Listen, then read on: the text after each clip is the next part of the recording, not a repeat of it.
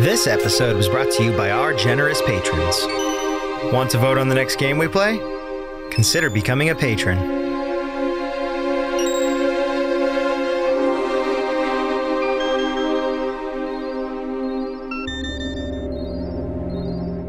And we are back. Not the Lancer. Back on E3 before I forget, overall, like, it's just a really weird show. E3 is becoming more and more, feels as if it's irrelevant as more and more studios are just pushing away from, well, we don't need you. We can literally just host our own thing. Yeah. Which is kind of a bummer because I enjoy when all the companies would come together and announce everything in a big old bash of like information. And I haven't watched Microsoft's, but I heard Halo Infinite looked good. Forza looked fine. Nintendo had a really good presser announcing a new Metroid, said that 5's still in the works. We got a release year for Breath of the Wild 2. Next year, 2022. And then Nintendo and new WarioWare, like they've got a bunch of cool stuff. Like Nintendo definitely, people are like, oh, Nintendo saved E3. It's like, saved it, and it's gonna just, it's still dying. They had this weird streamer. Oh, I can repair you. Come back here. I don't know, I get so kind of downtrodden by the Ryan Seacrest kind of performers, like PC gaming website had like a weird thing, and just people like talking about games who actually know about games, but they're not really saying anything interesting. Like Greg Miller knows his stuff, but trying to listen to him as the host of E3 was just like, this is unbearable. How do I get out of this faster? I think the way that they get out of it is by not having E3, but having individual stuff, right? I think so, yeah. We'll talk more after that, after this. Adam remembers, you see. The method uses the Adam's own recall of past cell configurations to revert each of the patient's genetic changes. With one final dose, we return the patient to his former self. It is only theory. The number of potential bonding sites for even a single test is innumerable, and I cannot calculate alone. But I have heard of an adding machine at the heart of the city, beyond the capability of any device the world has known. An adding machine. Perhaps, if I could harness its power. So everyone wanted the Thinker in some form or fashion. That's interesting. So they had a way to potentially reverse the splicing. It does seem like that, right? Because the splicing was designed like, oh yeah, it's just going to keep getting better and better and better until it got to the point where it's like, it's fucking people up because it has, it remembers, it's got its own memory and stuff. Is there something you can grab behind that wall to right there? It doesn't. Right through there? Telekinesis or something? Or that is like weird lighting? Oh yeah, it's buckshot ammo, so I could use this. Telekinesis. Yeah, there we go. Double op buck. No, I just wish more pressers would do what Nintendo does with their directs, which is just trailer, little bit of information in between, trailer, and then they have their thing called the Treehouse Live, which they've been doing for about, I don't know, I want to say like almost a decade. It's probably only been like 6 years or so. But then that's where they really go in depth and they bring on developers and they have round tables. It's like, if you really want to know more, then they'll talk about the game and you can know all this other stuff. Too often, E3 pressers tend to be like, hey, let's have this person on stage say, like, we're going to go into immersive gameplay where you're going to feel like the Guardians of the Galaxy. You're going to understand why Rocket shoots his rockets and why Groot only says Groot. Way too much about Rocket's rocket. You're going to feel like Spider-Man as you play Gamora. Don't think about it too hard. Buzzword. I mean, I get it. I understand it because I get what you're saying. Yeah. The equivalent of what is it? Cyberpunk bringing out what's his dick? Neo. God damn it! What's his name? Sorry, I'm trying to find this thing. Yeah, you're good. Bill and Ted's Excellent Adventure. Oh, Keanu Reeves. Keanu Reeves, thank you. Yeah. I'm terrible with actors' names. I'm just terrible with names in general. Well, I don't even mind him because at least he's a big actor. No, but I'm saying like you're saying like the equivalent of somebody. Equivalent of that. Yeah, it was kind of like, what are you really like saying here? Okay. That was a good example of peak peak E3. So you know Jeff Goldblum, right? Yes. From Jurassic Park. Yes. There is a game called Jurassic Park Evolution 2. Is that mobile? I don't know, because I saw the trailer 4 times during E3 and not a single ounce of gameplay. I don't know what consoles it's coming for. I don't know where it's being released. I heard about the first one, I think it was. Yeah. I don't know anything other than it's called Jurassic Park Evolution. He's the selling point of it. That's, the worst part is, if I remember correctly, he could give 0 fucks. Like, Jeff Goldblum usually gives no fuck. Look at he gives some weird fucks, man. He does. But in terms of like oh my god, he was on. Was he just there for the paycheck? He wasn't part of, like, the first time it got announced, it was at a different thing that was before E3 called, it was like Jeff Keighley's Summer of Announcements, which is good. It's where they announced Elden Ring, had some really cool announcements. That was fine.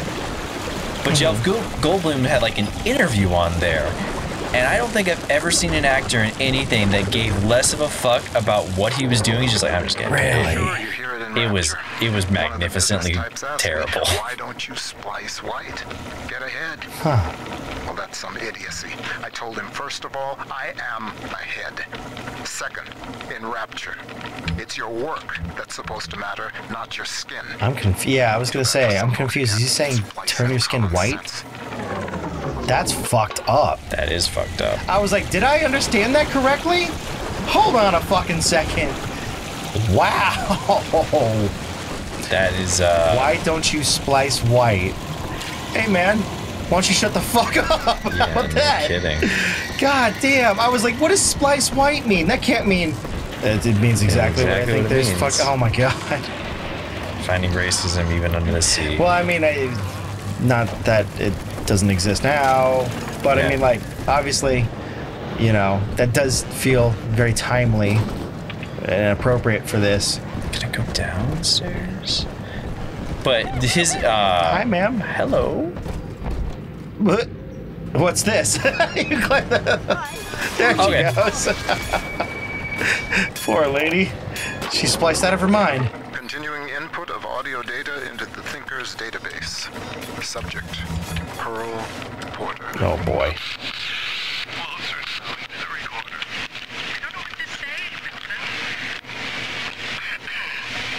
This is Mrs. Pearl Porter speaking. That's the way.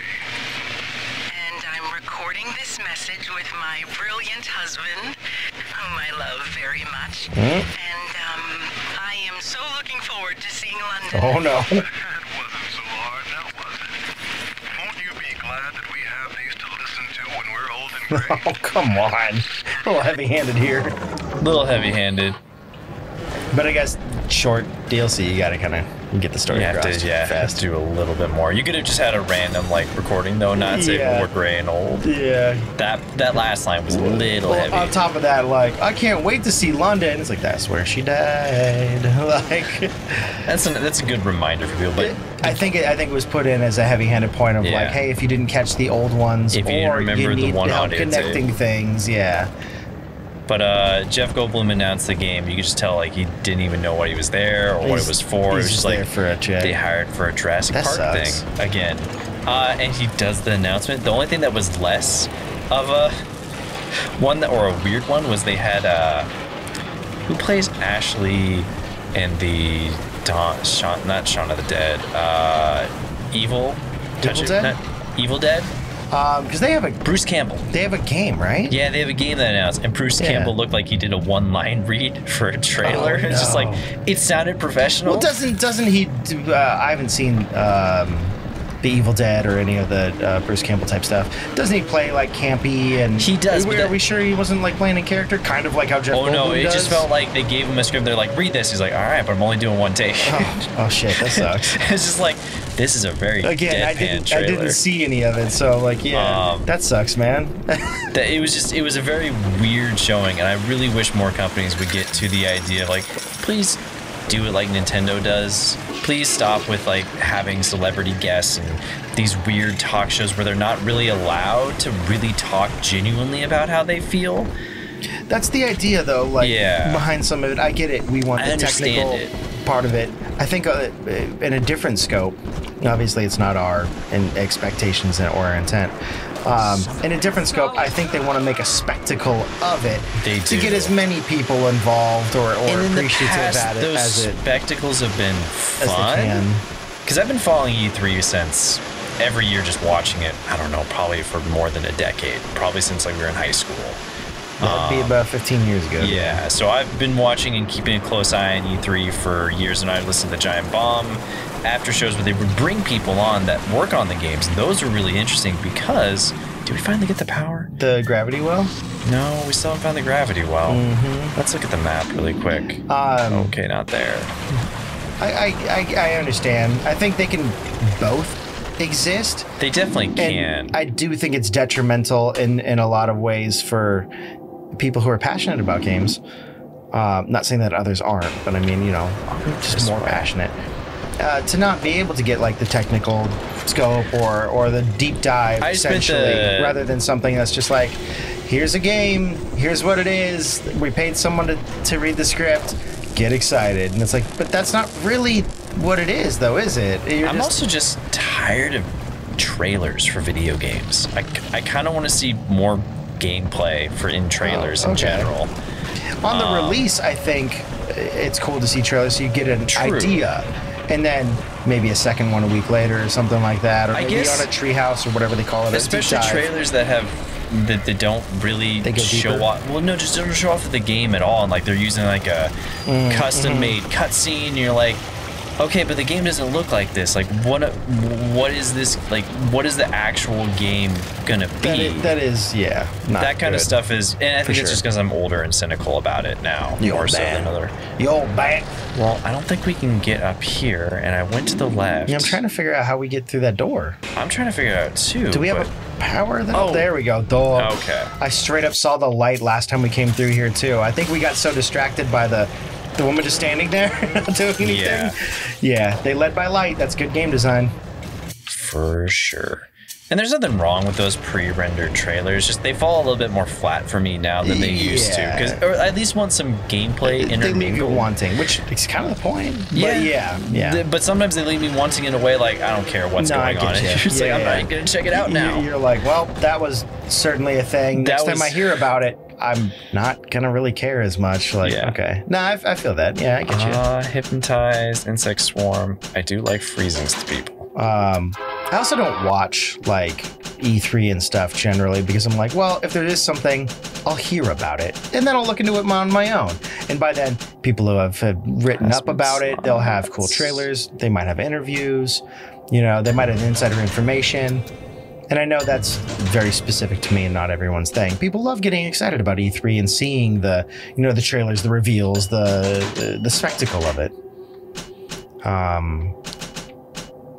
But I think that's the main idea behind something like an E3, where they can show you surface level.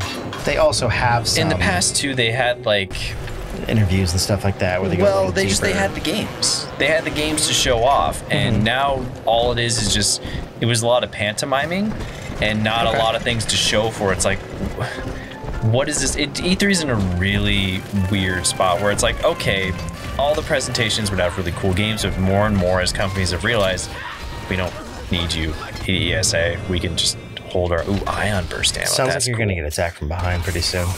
Oh no, maybe not. There we go. I was like, there's somebody around you. That probably won't be one of your better weapons for you. No, I think you're more of like a tracker than a single shot type of player here. I'm just gonna let my Robobobos take care of all of it. It's something. Seems like they are taking care of it. You guys have fun. Oh, maybe for the big boys. Albert, be a good boy. Make sure to kill all the splicers. Peek and fleek around a corner and just blop. Charge it up again. Blop. Very nice. I'm a clown. Give me money. Buck shots. Give me some laser cells. That was oddly prescient. Yeah, I want to see what happened. God damn. Albert, you're repaired. You got it? You good, buddy? You guys get back in there. That's a cool way to go about going about it. So you can kind of create your team with you and carry them with you. They need a little bit more than just disposable robots, which I think that's kind of the theme of this whole I have a feeling that it's gonna be a lot of robots. That's why I was like, wait, they gave him names? Oh, I believe they had names before too. If you, I don't- okay. I just phased him through the door. I didn't know I had the gravity well yet. Goodbye, sir. You turned him to dust. I mean, that's cool. It definitely gives, you know, like a little bit more personality to them. They're still tools, but tools of destruction. But it's cool that they're kind of leaning into the like robots can be more than just tools, machines. They could be, you know, friends, accomplices, wives, daughters, little sisters. You know, it's like, oh, wrist. weird. That's okay, huh? This is new. Yeah, this is the gravity well, right? Yeah. Oh, perfect. Try to resist the pull of gravity well. Someone likes Ratchet and Clank. God. Or black holes, one or the other. Yeah, I think it's more. The Yeah. Tinker knows what you're going to do with that, and it isn't happy. The Thinker is mad that you're trying to go against it. All right, Spider-Man villain, chill out. There we go. I have a theory, and I think it's silly, but my theory is that both of these people exist only inside of the Thinker, and part of the Thinker wants to end its life, which is the DB, not DB Cooper. What's the guy's name? Wall? And part of the other, CM, part of the CM Porter? CM Porter. There we go. And part of the other side is Reed Wall. I have heard that Ryan is becoming paranoid about this Fontaine character. If Porter Wasn't Atlas Fontaine? Is that what it was? is a criminal, I can't remember. I think to myself. I'll look it up on the break. Keep tinkering, Porter. Your time will come. I think my theory is silly. I'd be excited if it was correct. But the idea behind it was that if they can input Pearl's personality, or that was the attempt at least, to have Pearl's personality inputted, by just interacting with the Thinker, wouldn't the Thinker have way more personality that it got accustomed to by just being around Porter and Wall? So maybe this is just the Thinker the whole time. Anyway, it's kind of silly. We'll see you guys next time. Beep, bop, boo. Yeah, I'm trying to remember. No, Fontaine wasn't Atlas. I'm gonna read up There was on two this. guys, and then one of them went by a nickname, and then it was Because like, Atlas oh, wasn't his man. real name, or No, that was his like pseudonym when he was like going up against the yeah. Uprising. No, Fontaine was. This was Fontaine. Fontaine was the bald guy. Mm-hmm. That's right. Okay, yeah.